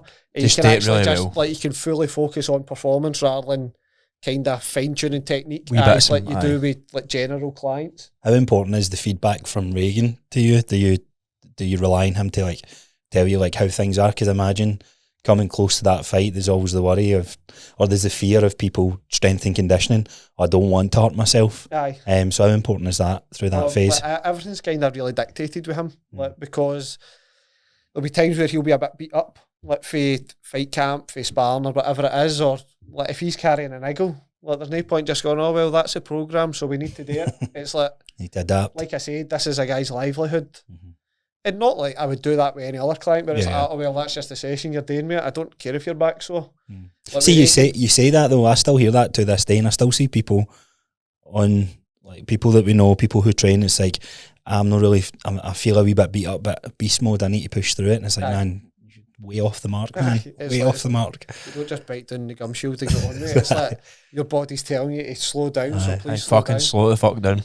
But like, with Regan, like whenever we're doing a session, like before he comes in, like I'll have like a session obviously laid out, but that'll be off like a prior conversation like that. How you feeling this week? Because like I'll only see him once a week. Like it used to be twice a week, and obviously he's get busier. He's got his own stuff going on, like business wise and stuff. So we don't have that luxury of time. His trainings get harder as he's becoming further into his career, and he's making these steps up. He needs to dedicate more time. In an ideal world, like we could do it most days, but we don't live in an ideal world. So like I'll speak to him like, how's everything been feeling, and we'll kind of go off of how his body is, how his week's been, how his week looks, and like go off of his schedule, like try and stick to it as much as possible, but realise like there needs to be a degree of flexibility. Yeah, we're all human. We're all human. Then obviously the further you get into camp, it's like my legs are like incredibly beat up. I've been doing whatever. Aye. I was like, all right, no Miles and worries. What miles. we'll do is we'll kind of lay off them a day and focus on what upper. What's his goal? What's he going for? Just wants to see where his ceiling is. Aye. Like, just wants Just to keep going. so he's won the Scottish title, he's won the Celtic title, so the next step is the British. And like, I'm not clued up enough in boxing to kind of say where his limit is, but for what I've seen and for the people I speak to, it's like You can keep going. He's an the animal. world's his oyster. It's like you don't know where that ceiling is until you keep on making a step up. And Good. he's made 2 or 3 step ups now and passed with flying colours every time. Still So going. like his next step will be the British. Aye, so it's And- untapped at the moment.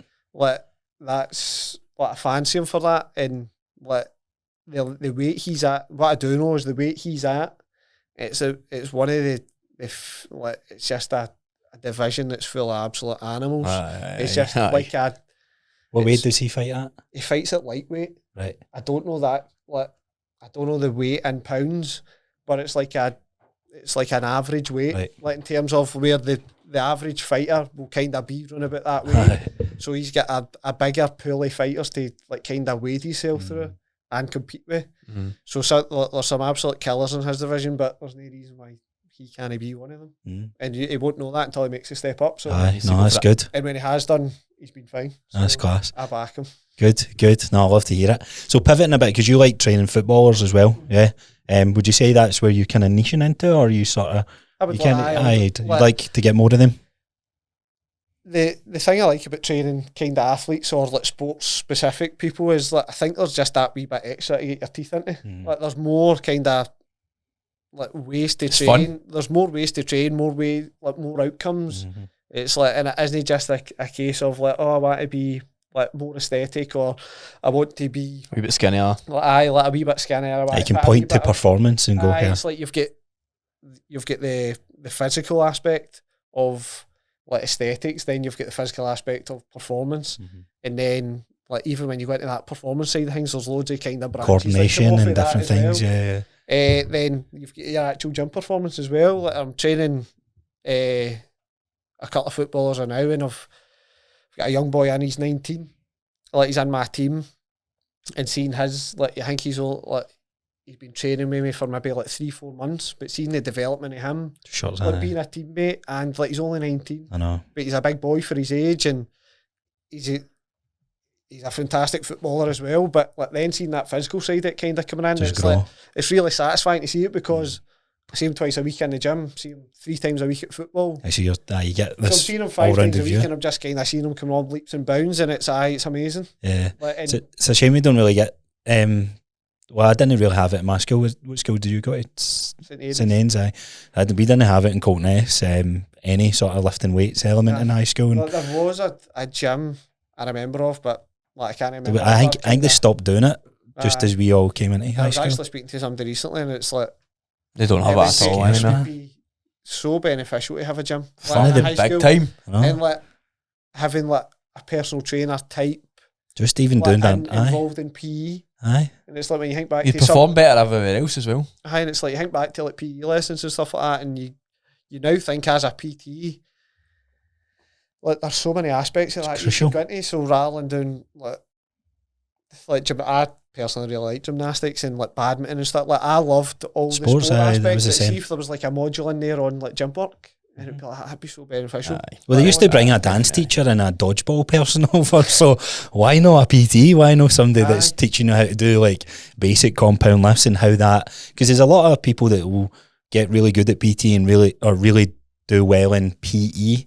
Aye, and usually they're the guys who love sport. aye, And if you can go here, if we do this, your sport's going to get better. aye. As a wee guy or girl, You you're go on going, your bar. I'm fucking all in. Aye, it. let's go. Aye, give me And it. like, when you think about how well like, in the football world, like kids are getting scouted younger and younger, Mhm. and it's like if they can like, and when puberty kicks in, obviously like So- naturally big boys will take over naturally like wee guys, and it'll just kind of become like puberty driven. Whereas if like you could involve some sort of strength and conditioning, So you can actually get a you know, like the potential. myth's been dispelled, like lifting weights stunts your growth. Oh, I know. Aye. So it's like if you could kind of get like, some level of gym work in there and to younger kids, it would maybe kind of bridge that gap and like help the wee guys keep up with the big guys. And There's no reason why Americans are they're breeding different animals out there. American footballers and you've seen their bench press and it's 16. You're like, what the fuck's happening? It's like because of social media, obviously you see it. You get access to it now, and it's like some of the things the 17, 18, 19-year-olds doing, and you're like, that's not right. Come on, I've not done that. I'm not actually. I would never close to that. Be able to do that. Testosterone, like they're drinking. I really want it. It's crazy. So for footballers, what would you say? What's kind of common issues you see with like playing in a football team and also being that as your friend circle? What's some of the things that you see that they're missing out on? Like a lot of people just kind of fall into like an out and out bodybuilding like training, chest, back, like you arms. mentioned it, like doing chest and arms, back and arms, and like then leg day will just be leg day. Really? That'll be like just kind of totally squats, RDLs. No, even as much as that, like squats, leg extensions, leg curls. Aye. So it'll just be like fucking horrendous, machine based stuff, and it's like, but it's more like the other side of like the amount of guys that don't go to the gym, and it's like going and doing a bodybuilding split is better than not going to the gym at all. So it's like you're strengthening the joints. It's the amount of like guys within the game, as much as it's only junior. It's like these guys who play sports, like so you're making an active decision to be active and play a sport. It's like, why no compliment that we just going to the gym another twice a week? Exactly. How many guys do you see that actually are dealing with pain or chronic pain as a result of that, or is it not as much? There's always been niggles, and like you can kind of give advice, and like there's a lot of sore backs. Like you find like because they train an artificial surface now, which is a bit harder. Like it's hard to. You could then like not so much the gym would avoid it, but it would definitely help kind of strengthen that area and maybe make it a wee bit more resilient.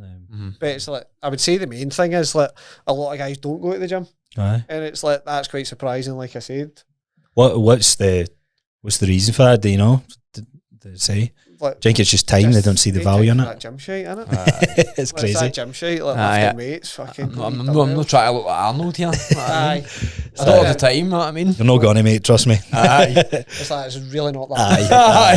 It's a big misconception. So like then that kind of feeds into like kind of wee injury issues and wee niggles, and it's maybe no like serious issues, but I feel like I've got a better understanding of my body now. Yeah. Like by going to the gym, and like if I do feel something, like I can go, well, that shouldn't feel like that, or that's nothing to worry about. That's just kind of. That's really the fascinating thing about it, isn't it? So how many people are like, let's just deal with it. It's just getting older. It's just this, and you're like, no, that shouldn't feel like that. And it's they're either quite dismissive or they either blow up non-issues. So it's like both sides of the spectrum. It's like downplaying like serious issues like hypochondriacs.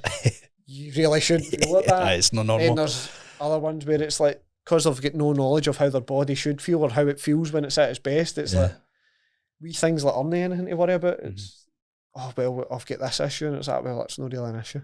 Good. So what's the goals this year then for yourself? You want to push more of the football, get existing.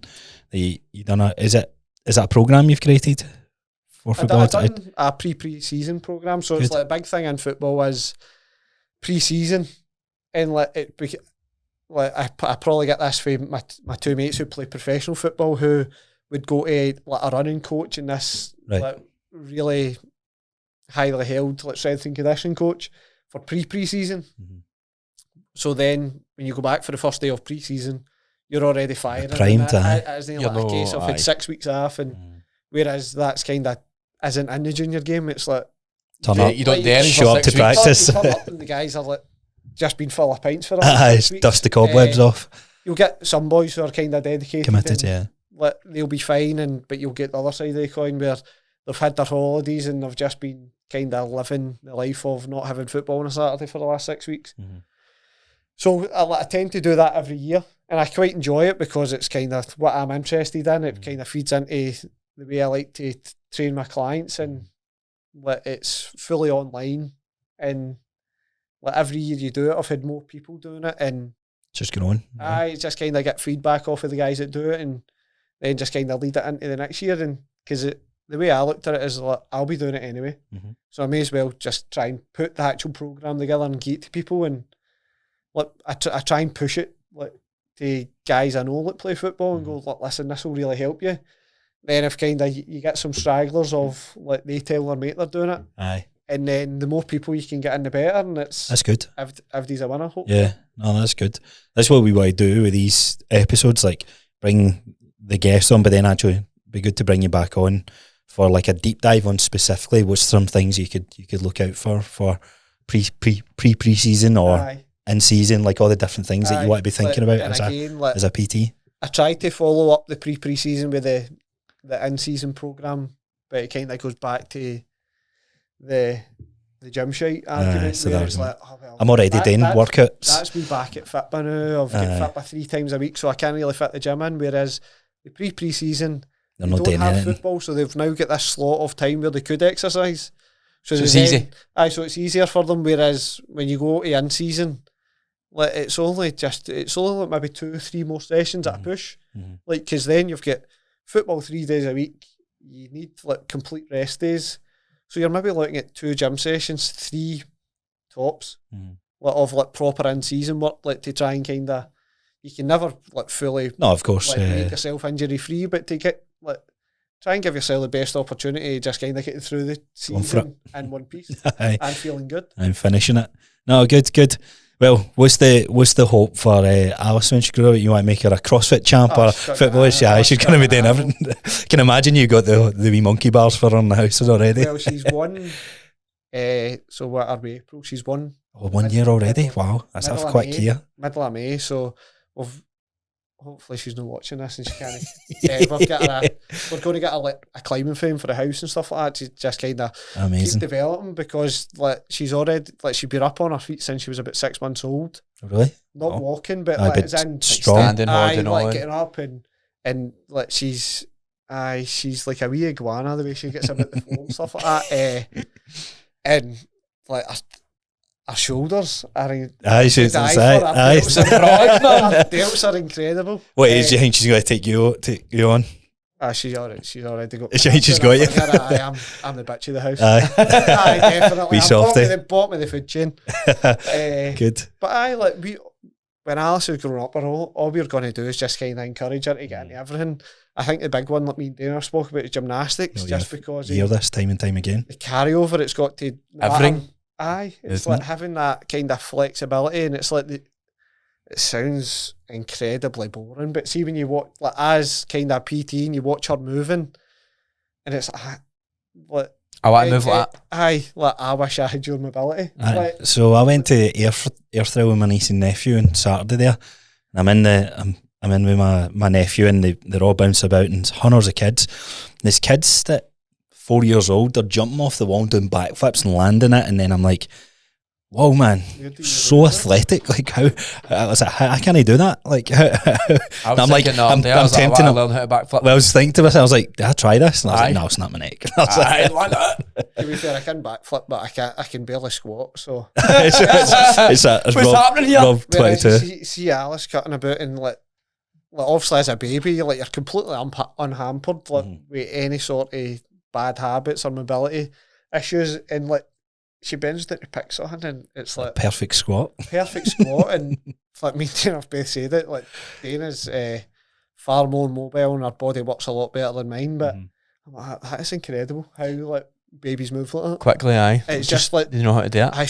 So natural, and like body works in like the most natural way, and it's like the kind of idea we are getting into gymnastics is you then don't lose that functionality, obviously, as long as you keep it your up, mobility program and your strength program, and it's like you want to keep it. Realistically, there shouldn't be a need for the programs, but sadly there is. Life gets it, like, you don't. We stiffen up. We just get stiffer. Then you do a stretching session. I feel so good after that. Do you think it's going to get better or get worse as people grow up, like with mobility issues, with lack of exercise? Go on.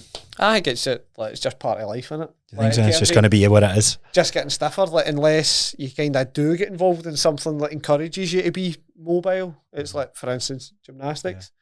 You want to be stiff. Like, whereas if you grow up doing gymnastics, like, there will be issues, but I don't think mobility is going to be one of them, because it's a sport in which requires so much flexibility, dexterity, and everything like that. Of course, So yeah. that skill set in itself will develop fine. Yeah. It might be then wear and tear issues you'll deal with. Yeah. But again, We'll see. you never know. Yeah, it's got to fly in, mate. It already has. A year already. So that's like I was speaking to my client before I come in here, and I'm like, I can't believe it's 1 year. like it's been a year already, and it's like just time moves so fast, and like I get a tattoo for her, and he's like, oh, when did you get that? And I was like, I don't know. It was like sometime after she was born. It's all blobbing into each other. I was like, I know it was after my birthday because Dana got me a voucher for it.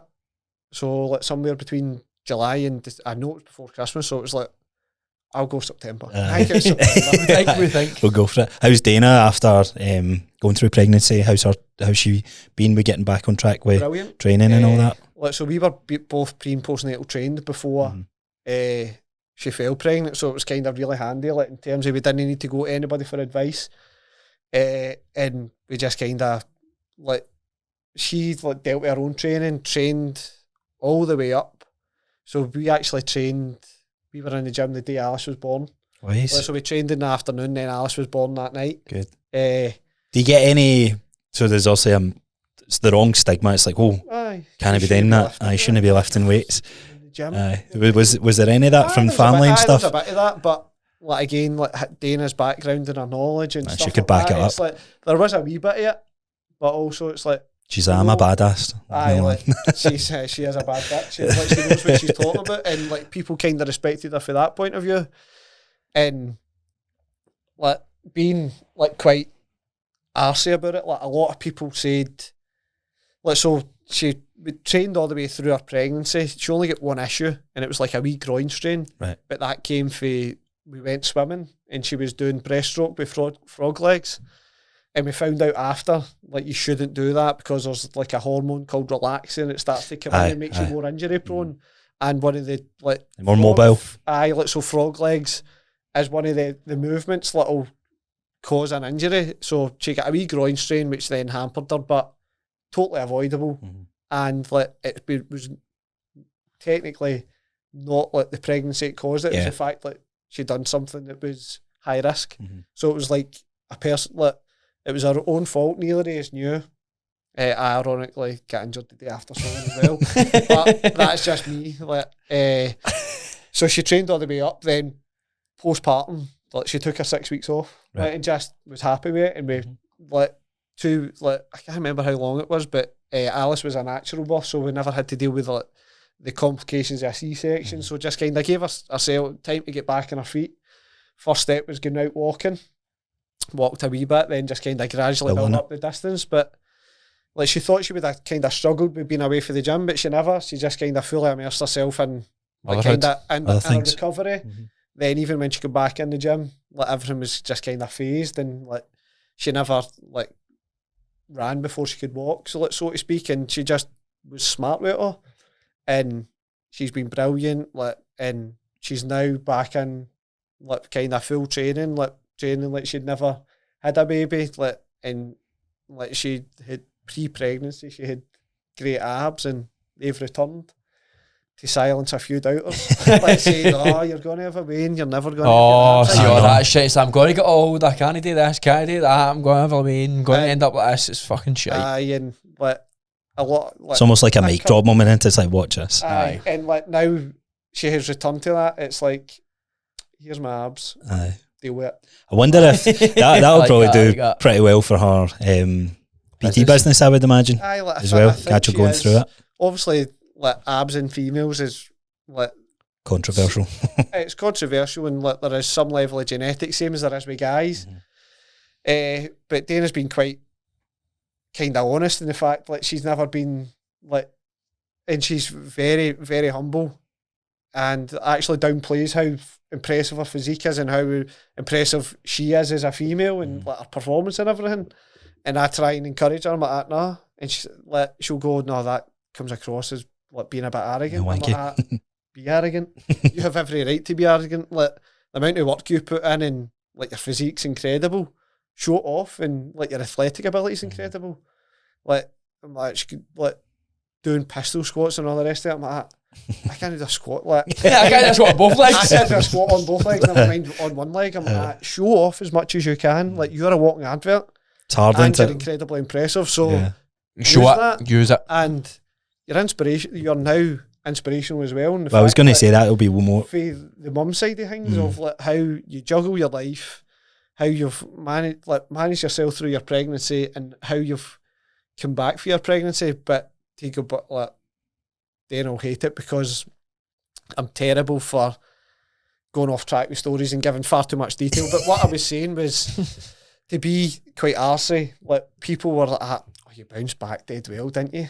Like, you're dead lucky." And it's hard luck. It's no luck. It's hard fuck work. all to do with luck. It's the effort like that I she put in. has, like, the amount of work she put in during her pregnancy, down to the daft wee things, the food she ate that would help her during her labour, exercises that would help her during her labour, then afterwards eating and drinking all the right Try to be the things. Like, best again, possible. doing the research of like what's going to help my pregnancy, what's going to help my baby. Then afterwards, now what's going to help my body get back to what it was before, and like using our knowledge and like training and like phasing everything and doing everything right, and like it kind of like it rubs me up the wrong way a wee bit when people say, "Oh, it's just lucky," innit? Well, me and Jillian, we'll have kids at some point, but even hearing that conversation without having a kid involved, it gets our backs up a bit, because I know like how dialed Jillian is with our training and what we'll do differently, and even being post and prenatal trained, I would imagine going through that it's more of a, like, you know what you're talking about, but actually going through it, you're like, nah, I'm going to be even more, maybe not arrogant, but more confident in saying, no, this isn't luck. This is because of the years of work that's been put in and what was done pre and post. Like, definitely, and especially Dana, now she has walked the walk. Like, we can be pre and postnatal I know it doesn't, but we can't walk the walk. We can't feel the pains that she feels. Like, she had Braxton Hicks for the vast majority of pregnancy, which is I'm sure it's like false labour pains, like, and she still managed to get all gym sessions in, walked the legs off herself and just everything, just kept herself healthy, and just never made any excuses. Like, there will be days where she's like, I'm just like a bit beat up, I'm not going to go to the gym, but even then, like, it's having the wherewithal to make that decision and go, oh, there's a bigger picture here. It's like, I'm growing a baby, and it's she was amazing. Like, it's selflessness. Like, she was incredibly healthy through her pregnancy, and like, whether it is luck of not having any issues, like in terms of like just kind of genetic issues and stuff like that, or any complications with the pregnancy, or that is down to her hard work. It's taking like, care of I'll herself. obviously be like kind of forever grateful for the fact that she grew her daughter.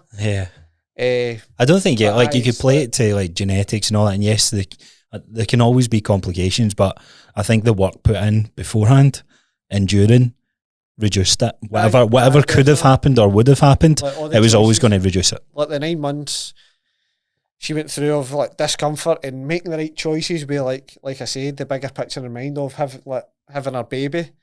It's like you'll always be forever grateful and kind of like just full of admiration for them, because it's hard work. So what's future family look like in the in the household? We would hope to have more kids. Right. Definitely wait until Alice is a wee bit older. Like, it's pretty intense, but also like you want to give Alice the like all your time, attention. Like, she doesn't understand. Like, if you to bring a kid into the world, like, she wouldn't understand. Like, oh well, that's just my baby brother or sister. It would be like, who's that? What's that? Why am I not paying attention? So it's like we want to kind of fully like like all week into Alice. Then once she's up and maybe in nursery or school, like, we can kind of look at having more kids. You nervous about being a dad? Anything that makes you nervous? You have like moments of self-doubt, and like then you'll see other things, and you'll see maybe like bad examples of parenting or stuff like you don't do, and like you'll speak to other people and I'm not implementing your that. partner, and you'll go, do you want to know what, maybe like, I'm doing all right, like, I'm being hard on myself, and like you're learning on the job, like so you can do all the research you want, but it's like when you've got that actual baby, one of the things we really like kind of found daunting was you need to like give them a name. Like, and that is sticking with them the rest of their life, and it's like you're not naming a baby, you're naming an adult. Like how is wee Princess Poppy Pepper? Whatever, Got to get a job when she's older. Yeah. Like she hasn't. You need to get her. Did you have names thought of beforehand, or was it back and forth? We were set on a wee girl's name Right. right off the bat. Alice Rose Kindlan. So Alice was Dana's gran, and Rose was my grandma. So it's like that name was set in stone. Then we went back and forth over a couple of boys' names, but it wasn't a boy. So you're all right. You don't need to think about them. Aye, so we'll Keep keep them in the in vault. In case he comes out good. What would you call your kid? Can you imagine about Zeus or something like that? Fuck Like no, fucking I don't even Odin. think about that kind of thing, mate. I don't think about kids' names. It also needs to. I don't go that. I'm not that far ahead. It needs to run into the surname as well. Yeah. Aye, needs to be that's saved that's as one a of my whole. problems. Like so, my like for both male and female, my like kind of only stipulation was it never ended in because of that. Then turns it into It's a fun. mouthful. Funny you say that. So my dad had an argument with my mum when I was born, wanted to call me Christopher Crosser, because he liked the song Crisscross, you know, the wee guys. He liked them, and then I think if I was a girl, it was going to be Sophie. But where they got Dale from is Dale Supermarket Sweep was on the hospital TV. Went, fuck it. My mum went Dale, and that's it. So I'm named after Dale Winton. That's a horrendous way to name. I know. It's not a horrendous name. I know, It's a he's- horrendous way to name. I'm sure he's dead now. I'm sure he's passed away. But Aye, it's aye. named after Dale Well, Winton. My dad was even worse. He just called me his name. He's like, fuck it. Fuck it. Just a name. I don't like. You for it? I don't mind being named after parents. Like I wouldn't mind having a wee boy Junior. and calling him Daniel. Aye. But it then does it turn into DJ because Aye. of Daniel Junior, and like that's not very nice. And it's like, You need to think about all the things. but I just like my name. I think my mum and dad gave me a great name. And it's quite unique, and like I'm all for it. But Good. aye, Naming it. DJ It's isn't happening. No. funny you as the guy. Look at us three guys sitting here. We're like, aye. The hardest part of being a parent, like naming the kid. And Dana sitting there going, no, 9 months growing away and sending me and going through. Aye, You're like, no, Restless night. You're like picking the name. Prenatal, that was one of the hardest decisions I had. Aye. Since then, it's just kind of. I don't like. Team effort. It's tough. Like, as a challenge, if you go in thinking it's going to be easy, it's going to be a hell of a lot harder. Aye. Like, but if you go in with your eyes open, you go, right, this has got to be a challenging experience. You've got to do my best. Aye, and it's like that's all you can do. And like, there's got to be times where you're not got to sleep a lot, and there'll be times where she will sleep, and like she's teething now for us, so like sleep's a wee bit rough. But we had it really good the first 4 months, and like she's a great natured wee baby, and like we couldn't have asked for any more. And like you just kind of. Aye, like it is what it is. It's got to be like parenthood is tough. Aye. It's like you're in charge of another human Aye. for the best part of 16 years. It's then. not yourself anymore. Minimum these Aye, days. so man. it's like it's tough, but it's so rewarding. Yeah. It's incredibly rewarding. It's not like it's a thankless task. As soon as she kind of flashes a smile at you, aye, There's a bit of joy that comes out that mate, you it's a never You're get. like, you see everything, you've just shot in the flare. I don't give a fuck anymore. Don't get me started. I Nappies are not. couldn't change them at the weekend. I had to get couldn't? Jillian to do them. Nah, I can't. It's the smell, man. I'm like, I'm bolting at it. What I think when it's your own what kid. age was the kid? So Elijah's a wee bit older, but Nina is 1 and a bit. Aye, so like, it's that like- is you're in the trenches. Aye. First couple of weeks, It's not when good they're- poo. See, they're on milk. When they're on milk, it's just an happy whatever. There isn't a lot of anything to do with it. So See, as soon as you the start digestive feed- tract's just going, oh, what's No, this new as food? As soon as you start feeding them, my God. No. It's no fun. It's like, it's not fun. It's It's can absolutely imagine. not fun. I can imagine. Well, that's a good note to finish on. Like, really thank you for coming on. But you both sound like you are doing incredibly well, especially being in self-employed, your own PT business, and also being kind of newly parents. That's why we wanted to kind of get you on and brilliant, chat man. about it. So, thanks for coming on. Thank you Thanks so for much. having us. Thank you. Spot on, guys.